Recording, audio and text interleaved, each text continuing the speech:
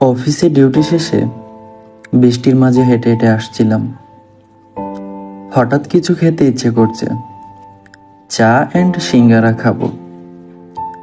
সচরাচর একা একা কোথাও বসি না, আজ আবহাওয়াটা যেন হারিয়ে নিয়ে গেছে কোথাও। বসলাম, সিঙ্গারা একা একা খাচ্ছি আর ফোনে কথা বলছি। হঠাৎ দেখি পাশে একটা কাপল বসলো, ছেলে আর মেয়ে, কনভারসেশন। এত সময় লাগলো কেন তোমার? বৃষ্টি, রিক্সা পাচ্ছিলাম না তাই। তুমি তো কারো বাসায় গিয়েছো।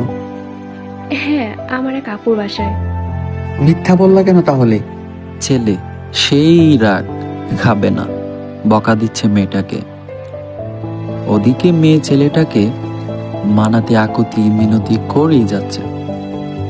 একটা সময় ভাবলাম উঠে বলবো, ভাই পাশে একজন আছে, হারায়েন না, চইলা গেলে আর আপন মানুষ খুঁজেও পাবেন না।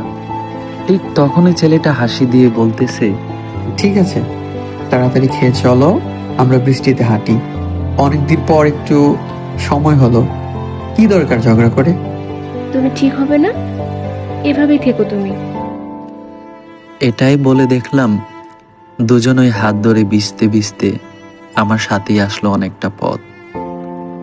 আমি চলে আসার সময় দুজনকে বললাম, এভাবেই থাকবেন দুজন সব সময়, দোয়া রইল আপনাদের জন্য, বলে চলেই আসলাম।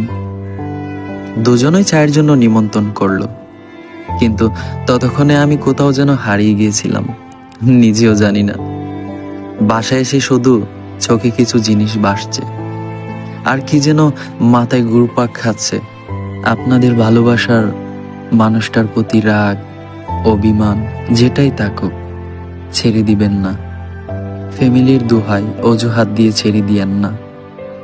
আজ থেকে কয়েক বছর পর এই মানুষটাকে ছাড়ার আফসোস আপনার আজীবন থাকবে। জীবনে সব পাবেন, টাকা পয়সা, সুখ শান্তি, কিন্তু একজন নিজের মানুষ পাবেন না।